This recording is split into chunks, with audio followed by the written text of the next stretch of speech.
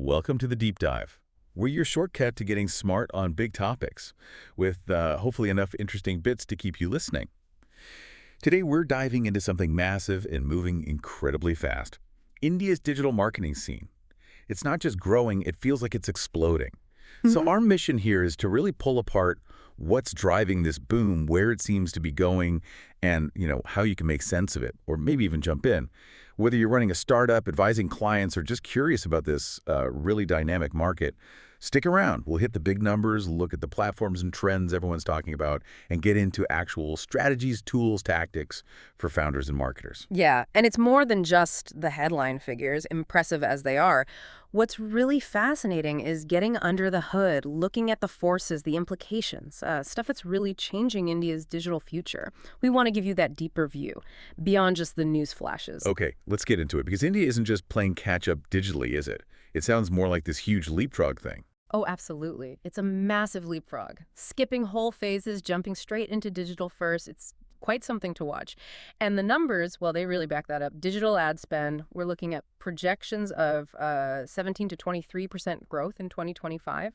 That could mean hitting over, 80,000 crores? Yeah. Which is around 9.6 billion US dollars. Huge. Wow. Okay, so digital isn't just a slice of the pie anymore. It's fundamentally changing the whole advertising picture in India. Way faster than globally, right? Is that the main point? That's exactly it. Digital is becoming the market. Think about this. By 2026, it might be like 61% of all ad spend. The total market's predicted to hit US $21.3 billion in 2025, growing much faster than the global average. It's a total shift. And the user base is just enormous. Over 850 million internet users already. More than 500 million people actively consuming content online. Plus, the ecosystem itself, you've got over 10,000 digital marketing agencies, nearly 3 million jobs tied to this. It's massive. Those numbers are genuinely hard to wrap your head around. So when you see growth like that, what's the main driver? Is it just tech or something deeper? Well, it's definitely a mix. But if you had to point to one thing that really kicked it off, it's the super affordable data. Geo's impact was massive there. That just opened the doors for millions. Then, right on its heels, came this explosion of content in regional languages that met people where they actually were. And short-form video, of course. Instagram Reels, YouTube Shorts, totally dominant for grabbing attention. Right. Get people online, then give them stuff they actually want to watch in their language. Makes sense. But what's really interesting to me is how the smaller guys, the MSMEs, the DTC brands, jumped on this so fast. Usually you think big tech leads. Are the big players lagging, or is it just easier now for smaller businesses? That's a really good point. It's less that the big guys are struggling, I think, and more that digital just smashed the barrier to entry. Suddenly, a small business can reach customers nationwide, even globally, without needing a huge budget. So MSMEs and D2C brands are going digital first because, well, they almost have to, but also the opportunity is immense. Their speed is a huge part of this growth story. And people are definitely online. As of January 2025, you had 491 million active social media accounts. That's over 60% of all internet users on social platforms. Adoption is huge. Okay, that dynamic changes everything. So many businesses skipping traditional models. Mm. Wow. All right, let's shift gears. Where is all this digital money actually going? And where are people spending their time online? What platforms, what formats are winning? Well, things are definitely diversifying, which is interesting. YouTube and Instagram, still the big players, absolutely dominating ad spend. They're the go-to for reach. But look elsewhere. WhatsApp commerce, those clicked chat ads, they're becoming really common. That signals a big move to conversational selling. And for B2B, LinkedIn's budget share is clearly climbing. That channel's maturing fast. Plus, OTT advertising over-the-top streaming services that's growing incredibly fast, like twice as fast as traditional TV in the big cities. Connected TV ads alone saw a jump of, around 35% in 2024, up to 1,500 crore. And they're expecting maybe 2,300 to 2,500 crore in 2025. Okay. And the AI tools, Visage, Jasper, OpusClip, ChatGPT, they're really helping marketers scale up creative work, making content easier and faster to produce and repurpose. If you break down the formats, video ads are taking about 27% of spend, social media ads around 23%. Then you've got e-commerce search ads and retail media each getting about 18%. You mentioned regional content earlier. How big a deal is that really? Is it actually changing how brands spend their money, or is it still kind of niche? Oh, it's fundamental. This is maybe the critical point for marketers right now. Yeah. Content in Hindi, Tamil, Bengali, Telugu, Kannada. It's consistently getting more engagement than English content, period. Right. It's not just language preference. It shows that growth is coming from Tier 2, Tier 3 cities, from people getting online for the first time in their own language. It makes the internet feel much more accessible, more real to them than maybe English content ever did. So when brands shift, say, 20–30% of their budgets to regional creators and local campaigns, they're not just testing the waters. That is the main game now. They're tapping into the real pulse. Okay, so that's where things are hitting. The big question then, for everyone listening, especially founders, marketers, how do you actually win here? What's the 2025 playbook? Right, the practical stuff. So what's working now, it's definitely about moving away from the old, expensive ways. First up, user-generated content, UGC. Prioritize that over big ad spends. Run contests, reward reviews, testimonials, story shares. It builds way more trust and apparently drives something like a 41% higher conversion lift. Okay, UGC first. What else? Second, micro creators, not necessarily celebrities. Find 10, 20 regional creators who actually use and like your product. They tend to get like 3x the engagement, cost way less, and just feel more authentic to their niche audiences. I mean, sure, 70% of users say influencers impact purchases, but people are getting skeptical of the big names. About 82% feel their content looks scripted. Trust in real people, real UGC, is going up. Especially for everyday products, those nano influencers can really connect. Third, have a performance-first mindset. Use the tools Meta Ads Library, SEMrush, Google Trends to actually test campaigns. Don't just hit boost and hope. Know your numbers. Right, measure everything. Exactly. Fourth, think content over code. Build in public. Share your journey, your process. Let customers feel involved. Let them help shape the brand. It builds incredible loyalty.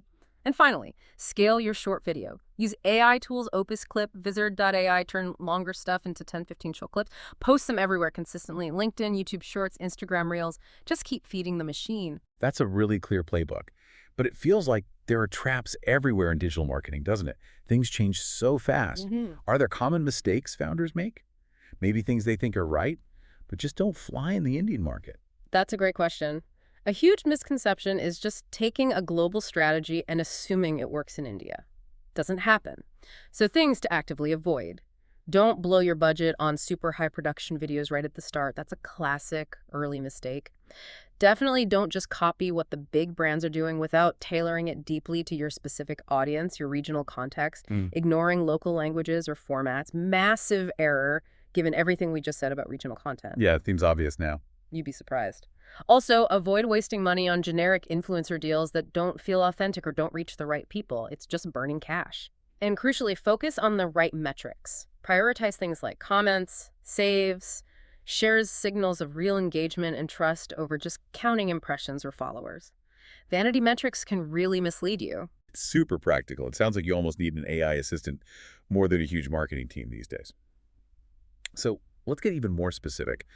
What are the actual tools, the trends, the tactics that Indian founders are using right now to grow smarter, not just harder, without burning out or breaking the bank? Yeah, efficiency is the name of the game.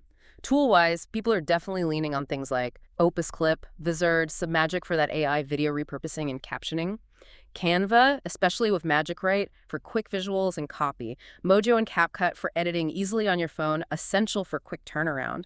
For planning and scheduling content, tools like Zoho Social, Publer, or even Notion are popular. Sparktoro is fantastic for digging deep into audience research, works for B2B and B2C. And for managing customer relationships and sales, especially with chat, MailerLite combined with WhatsApp API tools is really powerful, given how huge WhatsApp is. Okay, those are the tools. What about specific growth tactics that are working well? Okay, tactics. Building a strong personal brand on LinkedIn, especially for B2B, is vital for credibility. It's a trust signal.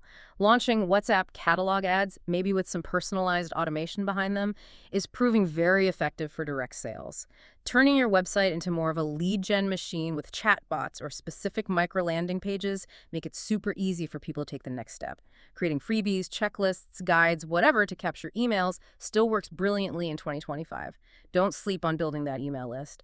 And finally, really embrace that mix. Audio, visual, regional language content, and short-form video. Hit people on all the channels they use and the formats they like. Maximum discovery, maximum engagement. So putting this all together, where does this leave us? What's the future look like for India's digital marketing scene in the next few years? Looking ahead, a few clear trends seem to be emerging. Hyper-personalization is going to be huge, powered by AI and tools like WhatsApp CRM getting smarter. Voice search and searching in vernacular languages will likely dominate. People talking naturally to their phones. We'll probably see more zero-click content where you get the value right there in the social media post. You don't even need to click a link. Solve the problem in the feed. Interesting. Also, a big shift towards building owned communities, getting people onto your own platform, your own email list, rather than just relying on followers you're renting from social media giants. And underpinning all of this, trust-first content, testimonials, user stories, authentic perspectives. That's what will really make brands stand out. Business leaders are certainly betting on AI. They're expecting like a 45% productivity boost in marketing from generative AI by 2027. And something like 71% of Indian retailers plan to adopt it soon. But are there risks or challenges on the horizon too? Oh, definitely. There are ongoing issues like influencer fraud and just a general lack of transparency sometimes about what's sponsored content that erodes trust. And then you have the rise of these synthetic AI influencers, which adds another layer of complexity. All this really highlights why having strong internal controls, being transparent, focusing on ethics and creator safety, those are going to be critical differentiators. Building real trust will be key. So, summing it all up, what's the one big message for you, the listener, trying to navigate this incredibly exciting but, yeah, fast-changing space? I think your biggest weapon is just going to be consistency. Consistency and real clarity in what you're doing and why. And your biggest enemy, just copy-pasting what others do, marketing without any real soul or connection to your audience. The numbers suggest India's digital share of the ad market could hit 61%, maybe even 70% by 2030. That's huge growth, around 50. Is massive, but you've got to be smart about it. What an incredible journey through this landscape. It really does feel like a golden era for anyone involved in digital marketing in indie founders, freelancers, marketers. But I think the key point from all this is don't just chase the trends. Lead with purpose. Use the insights we've talked about and really forge your own path. And maybe here's something to think about as we wrap up. With AI content becoming so common and everyone's talking about authenticity, how will you make sure your digital presence doesn't just get noticed, but actually builds that deep, unwavering trust with your audience? Thanks so much for joining us on this deep dive into India's digital marketing boom. We'll catch you on the next one.